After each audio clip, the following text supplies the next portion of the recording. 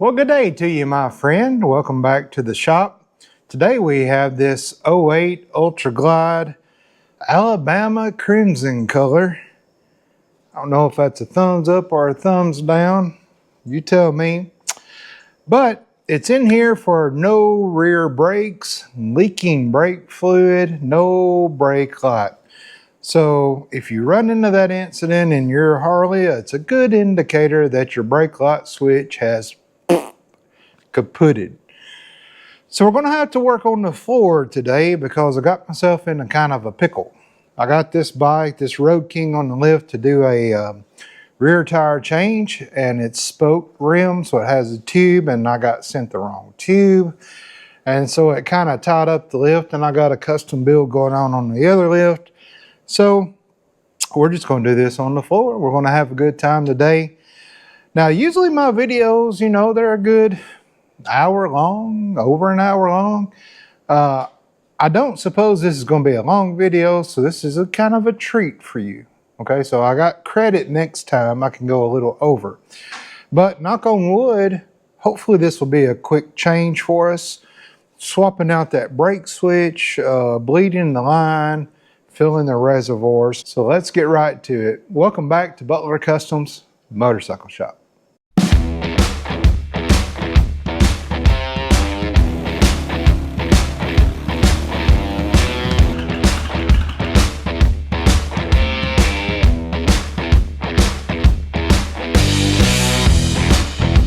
Our culprit's going to be right there, and you can see that it's wet around there. I'll try to zoom in for you.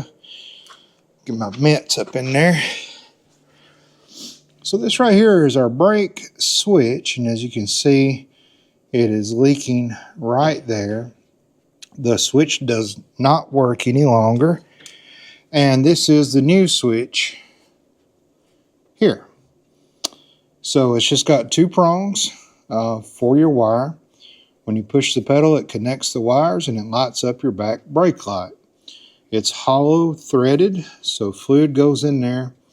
And then when there's pressure built up from you pushing the brake, it makes the connection between these two.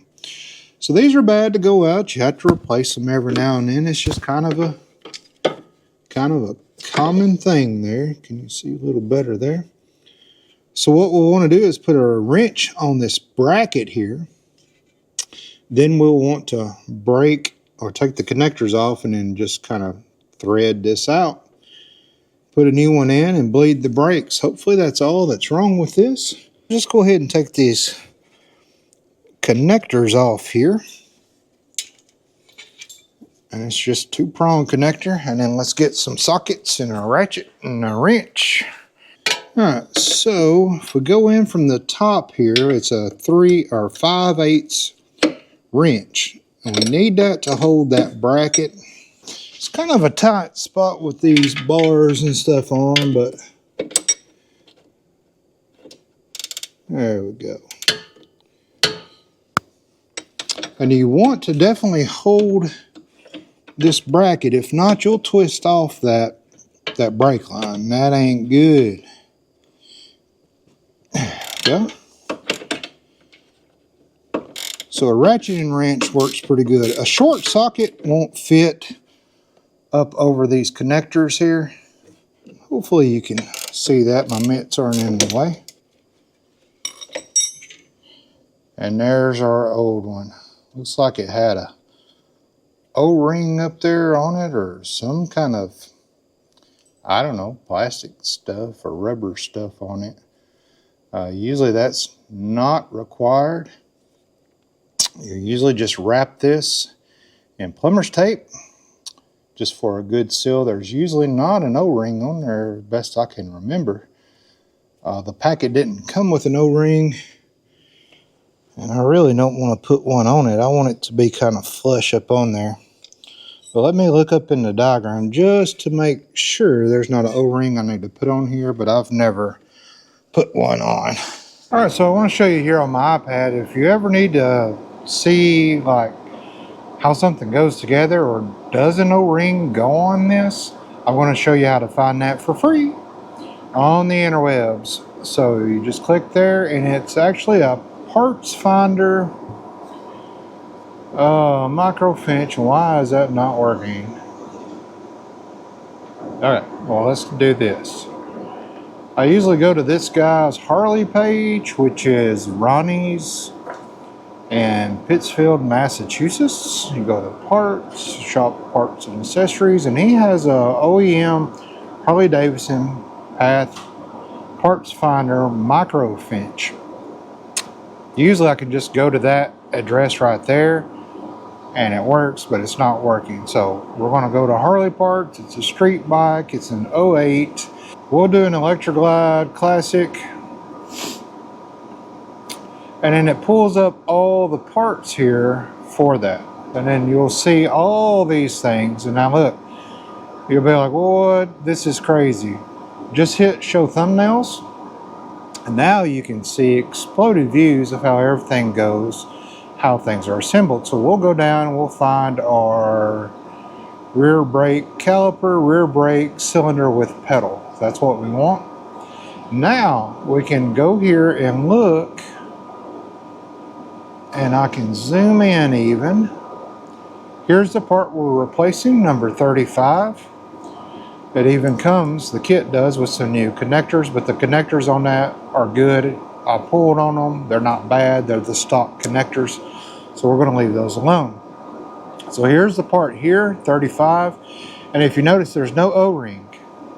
There's nothing that goes on there. So we'll just plumber tape this, put that on there, screw it in good, fill the reservoir, bleed the brakes, check for any leaks. Of course, we'll clean all this off right here. But here's why you want to put a wrench on this right here, so that you don't break this hard line that runs up to this soft line. So there's another hard line that runs by the side and runs into here too. So that's why you want to hold that while you unscrew or screw that in. And it even has the number there, 35. You can go down here and look down here, and it is a kill switch rear brake light, LITE. That's weird. And then it's got the part number right there. So that part number is what you'll reference if you need to call Harley and say, hey, I need to look up, see if you have a part in stock. I got the part number. And they usually say, thank you. 72023-51E. And then that's the part number here. They had these in stock. It come with this, and it come with the two connectors if you needed those, but no O-ring because there's no O-ring that goes in there. So I suspect whoever had the bike probably before this customer had a leaking problem, took this off, put the O-ring on there thinking that would help, and of course it did not. The brake fluid actually ate the O-ring up because the O-ring was not for brake fluid, and then of course the leak came back. So no O-ring in here, just tape it with plumber's tape and we'll put it back on. But I just want to show you this because it really comes in handy. You can even search this way if you wanted to know how your clutch assembly goes together and your clutch pack. There's that little thing in the last video that we put together when we replaced the clutch cables. And you can see how that goes together. So it's a really nice kind of microfinch there to show you, and it gives you the part number, and you can even get kind of a price about how much Harley's going to charge you. Of course, every dealership's different in different areas, but I use this to see, okay, what's my part number, how exactly what all comes with it and goes with it. So just wanted to show you that. Let's get back to the bike. I'm going to tape this up. I'm going to clean up where this goes, and then we'll screw this back on. Okay, so I got that cleaned off down there, and I got this taped up. And you want to make sure you do not tape over that hole. If you tape over that hole, your switch will not work. So now we're ready to just kind of thread this back on here. I'll get my mitts up in there. Oh yeah. I'm going to get it started real good. I'm going to hold that again. Switch our 11/16 over. and then just thread this in. Now you want to get it snug, but don't go crazy on it. It's hollowed, okay? Remember that. Now that's on. Now our connectors that go back, it doesn't matter which way you connect your connectors. Just as long as they're in the connector, it does not matter at all. Now let me put the bottom one on first. You want to make sure though that when you put them on, they are snug, that they fit on there nice and tight. The stock connectors usually do a good job of staying on there. Make sure your wire, if you pulled it out, is back up where it is not coming out on your pipes. That would be bad. Even if you wanted to zip tie them, you could. Now our switch is fixed and installed. Now we need to move up to the reservoir, and we need to take off the cap for the reservoir, fill it, take the bag off the back and the bleeder cap off, and start bleeding these rear brakes.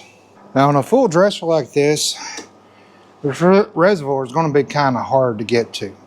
And he told me he was trying to, I guess, check the fluid back here, and he couldn't get this screw out. And it looks a little stripped. So what I like to do is get a Phillips head on a wobble, and then I can get in there, hopefully, and man, somebody's got these really tight, guys. All right, that ain't gonna work to get this one out. I think this one is okay, yeah. That's up and off. You don't have to actually take it out. Some of these, they kind of catch. Now, can I get back here? And let's see what that's, no, okay. So let me get a little mallet. We'll try to give this a little shock, because we don't want to be having to pull our pipes and floorboards and this lower cover off if we don't have to. Man, somebody put that dude on there tight. And I ain't kidding you. Okay, I got a little voice over here because I forgot to hit the record button. My apologies. Alright, so I tried everything to get this screw off. It's just not coming off. So the head just kept getting stripped and stripped and stripped. And the problem is the bottom of the head gets stuck to that reservoir. So I had to take this air drill with a diamond bit on the end of it. And that barely gave me enough room just to get up in there and get that screwed out.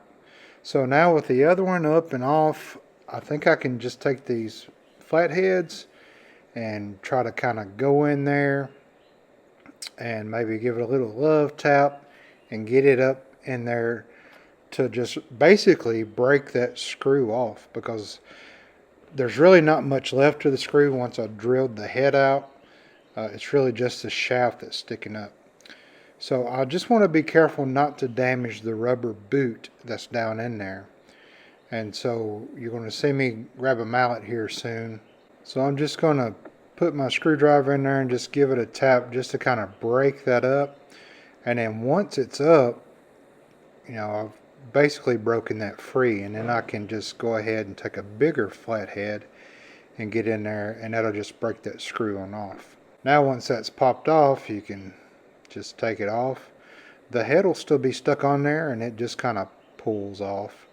So there's actually a hole in the head of that now where you drill down through to get to the kind of the center of the thread.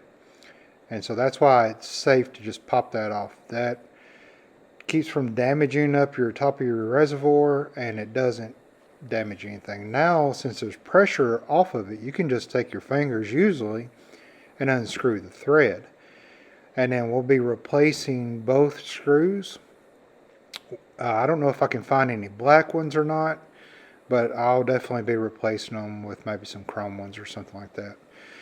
But that's kind of a last resort there to try to, you know, get this off. And of course, once it's off, we'll clean the boot up. We'll clean around the top of the reservoir where it seats. We'll clean the top cap up. You know, every time my dad comes up here with his truck or something to fix and work on, I'm always like, oh yeah, that's simple. It won't take 10 minutes. And it usually winds up being a half a day thing. All right, I got the reservoir cleaned up and some fluid in it. Now let's get these bags off. Oh my, there's speakers in here. There are speakers in here. Okay. There's no disconnect either. Okay. So maybe I can just set it up. Is there enough slack to maybe set it somewhere? Yikes. You know, if you're going to put speakers, put some quick disconnects so you can take the bag off. Alright, the bleeder nipple is right here on top. I've got a hose I'm just going to run down. My pump is broken. And then 3/8. Okay, I want to take this side cover off so I don't scratch nothing up. Just want this spilling down here on the floor. Now we'll pump. I'll watch the fluid. And I've already got some pressure. I did this probably about 30 times. Just pumping real slow. If you pump hard, the fluid will shoot out the top and all in the floor. And it's a self-bleeder as well, so you'll see air bubbles coming up out of the reservoir. But now I want to hold it and break it. Well, that's some dark fluid. Do this again. The pedal is getting stiffer. Yeah, I can hear the brake caliper. Whoop, there we go. Oh, that's good and tight right there. We'll put a little more fluid in. It's hard to get to anything. All this stuff around that reservoir. That's good and tight. Let's do it one more time. Yeah, there was one more little bubble come out. Oh yeah, I like that. All right, now with that self-bleeder, if there's any little bitty air bubbles in there, as you ride and the bike vibrates, it will keep getting that air out. It's a really cool little system. All right, there was no cap on this. Make sure that's tight. Clean off our top again. Let's top off that fluid. Then we're ready for our cap to go back on. Now our cap, I did find a screw. I had to shorten it, but it's the right thread. I'm going to keep the front one because it's in pretty good shape. I'm just going to set this down on here. And I will definitely not put these on as tight as they were before. Good night. All right, feels like that's sealed real good. Threads are good on there now.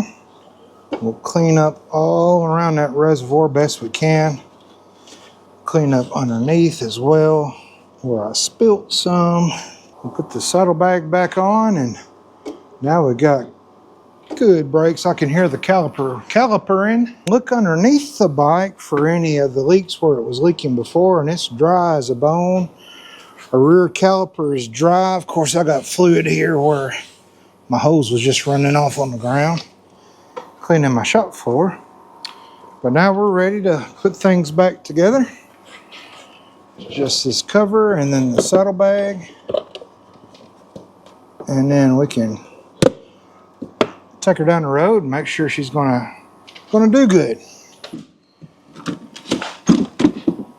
Clips back in. So that's all for the brake system. And now there was one more thing on this bike that the customer wanted changed. And let me move the bike out a little bit so we can get on the other side and I can show you that. Okay, so the other thing that the customer wanted fixed was the previous owner before him had, I guess, big like combat boots or high soled boots, and the shifter is up too high both in the rear and the front. So he wants those shifters brought down, You say, well, how do you know where to set the height? Well, take your shoe off, stick up in there. So you want this to be kind of touching your shoe. So that's a good 1.5 inches up. So what he has to do to shift, he's got to really raise his heel up every time. So that's kind of a good way to know how to set your shifter for whatever shoe you ride or wear. Instead of having to put it on there, get on the bike, put it on there, get on the bike. Since I don't have the customer here, that's kind of the way to do it. So a 1/4 inch Allen bolts there. Come on now, you better not be stripped out. That is a 1/4 inch, right? Okay, this ain't good. Oh, not good. All this troubles on these bikes, it just seems to be the bolts that give me the trouble. So we're gonna have to do this the caveman way. Let me lay on my back. Oh yeah. Sorry if my big head's in the way. Okay, I see it's hitting that other shifter. Well, I don't know who put that thing on there. Who's been wrenching on this bike? Arnold Schwarzenegger? Good gracious. We can't adjust the front without adjusting that rear. It is not moving at all. What in the world? That is unbelievable. I've never seen a shifter bolt on this tight in my life. All right, let me take these floorboards off. So we got room, at least with our grips, to get maybe better up in there, but that dude is not unloosening at all. I'll try a 7/16. All right, so it's a 7/16. And I'm just going to use my grips here to just hold the head. Now can a feller get up in there and tap on it real good? Yeah, there's something up in there that's just not letting it do its thing. There, it went up in there then. I'm going to have to give it some oomph. Oh, God. Good grief. Never in my life.